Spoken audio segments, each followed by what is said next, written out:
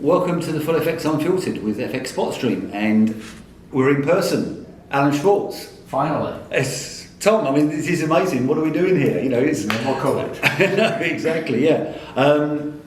It is. It's great to be in your office and actually see you guys. Really wanted to just kick off by saying, like, you know, how's 2022 been for you guys? Because it's obviously a really good time in the foreign exchange industry generally. But, you know, it seems to me that, you know, you guys are holding and performing really well within that sort of parameter. First, thank you for coming. Good to see you. I'm glad that, you know, hopefully we're getting, you know, to a point of normalcy where we can talk to people, see people. You can't replace face-to-face. Yeah. Listen, 2022 has been great. Market's been extremely volatile for all the reasons that we know. For us, you know, March of 2020, during the height of COVID, we had a record ADV. This March, interestingly enough, another record ADV. So we did over 70 billion. And what's interesting is we seem to have hit that, you know, plateau and then going from strength to strength, which is what we want to see. Through August, our volume's up 28% year on year, which is incredible. But also, you know, we're FX SpotStream, so spot is still a big percentage of our business, and that's up alone 21%. Swaps is up 53%, which is interesting. Forwards is up 21%, and we're doing a good amount of NDS, and that's up close to 500%. So the service continues to grow, and the volatility and what's going on in the market, dislocation, etc. But for us, it also is, we continue to grow by growing the offering, growing the client base, growing the jurisdictions. And that's what you have to do. So you get more diversified, volume comes from different places, different parts of the day, and it just really snowball effect. So, I mean, is this happening across currency pairs and across you know, client types, this growth and jurisdictions? Yeah, that's another good point. We've always, you know, when we started the business, we were focusing on the margin brokers. And today we still support all the margin brokers, and Japan is still a very, very important business. We have very good relationships there. But we've diversified quite a bit in terms of jurisdictions, in terms of pairs, in terms of products, in terms of clients.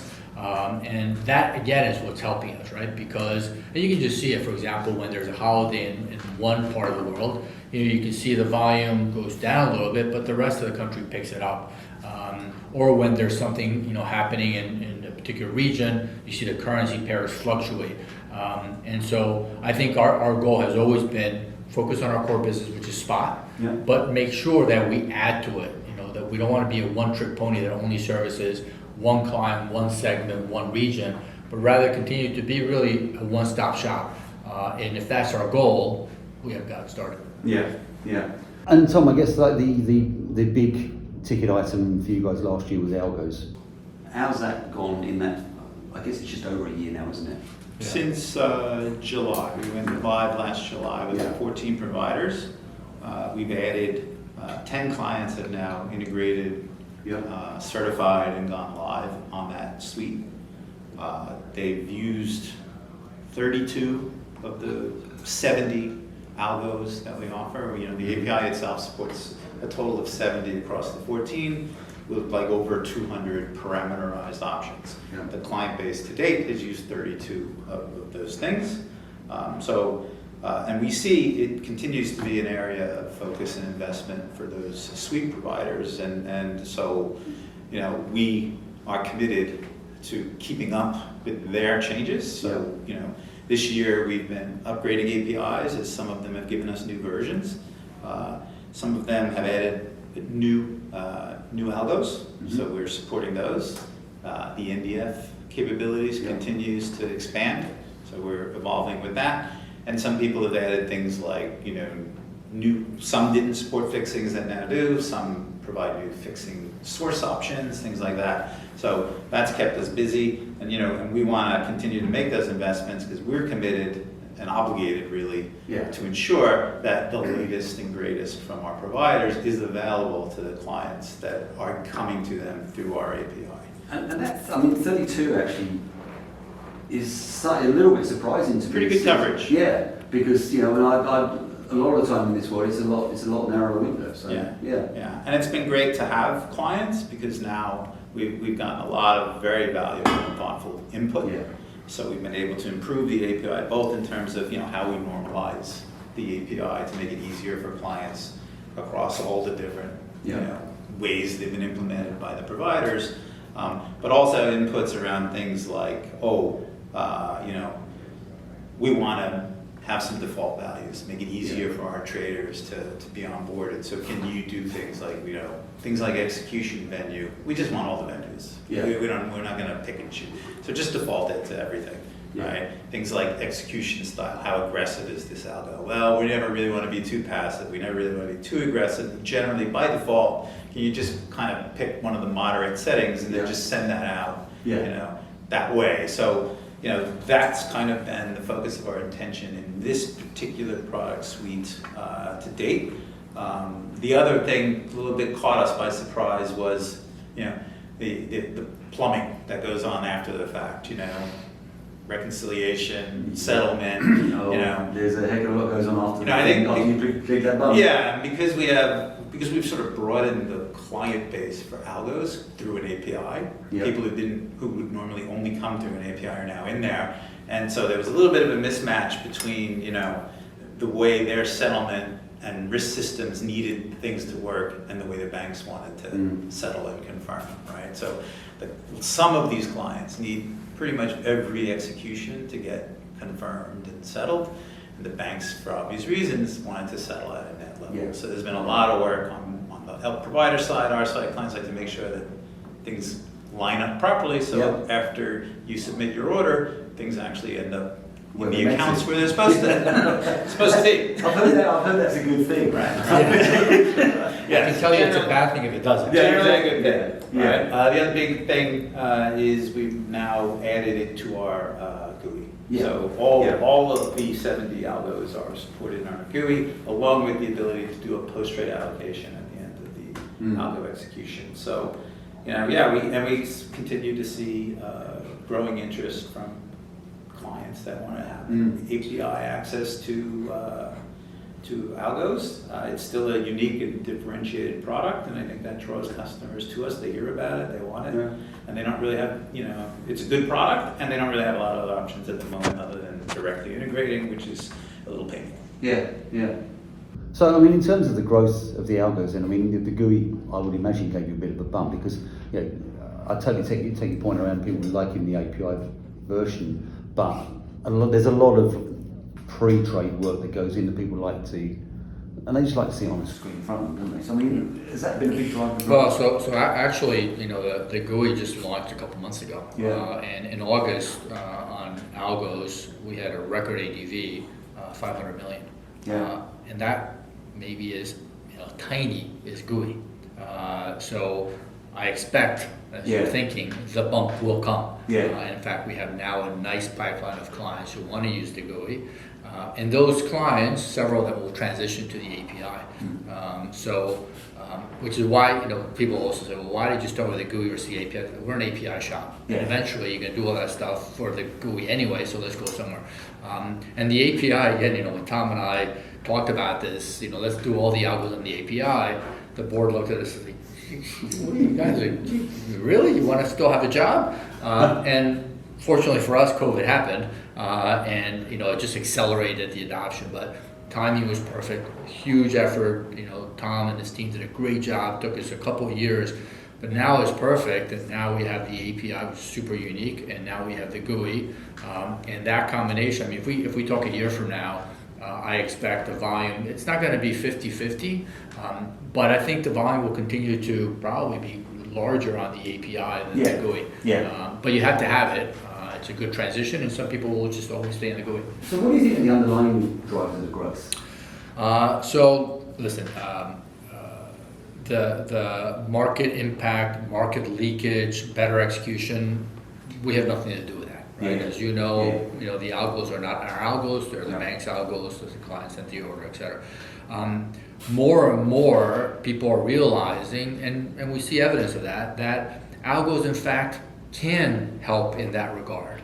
But interestingly enough, we have clients who they say, oh, that's going to be a part of my toolkit, but not the only tool that I have in my kit. So we have clients that are still using disclosed and they're doing algos. And so, it's not obviously the amount of volume going through algos that you see in the equity space, but it's growing because people are getting more comfortable. They're seeing evidence of, okay, I'm going to have better execution. Even though there's a cost, we don't charge the clients anything, but the banks do. The execution is better.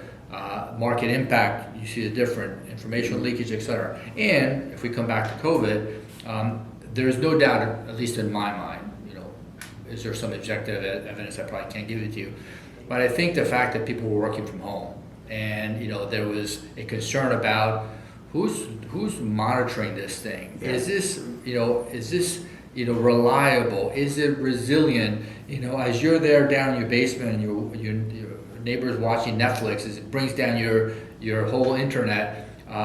That's part of it, and people became comfortable, and it's allowed them to actually deal with working from home, but still be able to do business. So obviously, technology, as time goes on, the adoption cycle gets condensed. Here, there's no doubt that algos would be where they are at some point in time, but certainly the adoption got accelerated. It was the making. Yeah. They were proven during those market conditions in March 2021. Correct. It was. I think that's the algo people that I speak to. Just they said, well, we got a real live test and we passed it with flying colours, and I think that has definitely driven more adoption. Correct. And not only that, but then I think the transition from GUI to API is also going to be accelerated because of that. They say, well, hold on a second, why don't we just automate this thing, right? Do we really need to use a GUI? So I think, not because we're so, perfect in our timing, got lucky again, and it was just perfect. And timing is everything. It's better to be lucky than good. Absolutely right. Absolutely right. So, to close out then, what's on the agenda now for the next 12 to 18 months? Obviously, Tom, you mentioned the architecture work and upgrade there. What should we look forward to from you guys? So we've got our banks all across in New York, and we've just earlier this month, late last month, started moving clients over. So that is starting to pick up momentum. We're about 70% ready in London, so expect early next month to start moving some clients in London. Tokyo is a bit behind. We'll probably, we're going to get to that after we do London. It's a big lift, right? It's a shift in the entire client base to a new architecture. So we're going, New York, London, Tokyo. So we're just about there in London, Tokyo to follow. It's a big project. It's really consuming a lot of people's attention. But so far, going pretty well. What were the key differences that we would see? It's really very focused on market data latency. Right. That's really the entire focus. So the objective and the promise is that, and our focus has been not so much on let's get to zero, but hey, let's handle volatile market conditions like some of the stuff we've been seeing. Can we, during a Powell speech or a surprise rate increase or a payroll number that's off the charts, manage to keep market data latencies as measured from when it hits our network from the provider to when it's leaving our network to the client to a 250 microsecond max. That's our goal. And to one of our earlier points, I think we will look back at the last 6-7 years as being the outlier in terms of FX market activity. I think what we see now is potentially a new norm. It won't be quite as crazy, but there will definitely be busier markets. You will have those bursts. And we see it, more frequently. So before we had, maybe the U.S. election, we had Brexit, we had these little pockets. Now the pockets seem to be more the rule than the exception.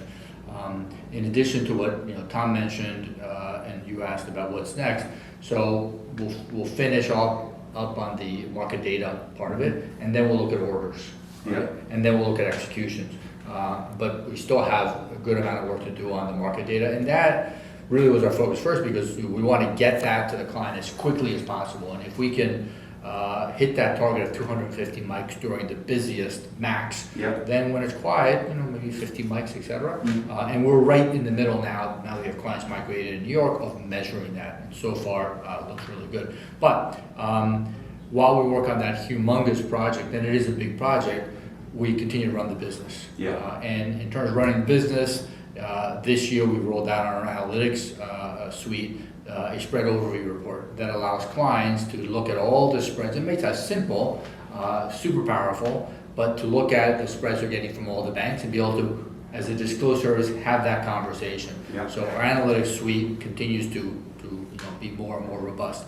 And low latency, a huge project. Analytics, another big project. But we're also now looking at adding more to the product offering. We have everything supported on a streaming and on an RFS basis, RFS, RFQ. We're looking now to facilitate streaming of swaps. We have it today on an RFS basis. Not a small project either. It'll be next year, don't know yet because it depends on all these other bits. So again, we look at the infrastructure work, we look at the analytics work, we look at the functional product work. Hopefully nobody gets hurt. Those are kind of the silos that we look at.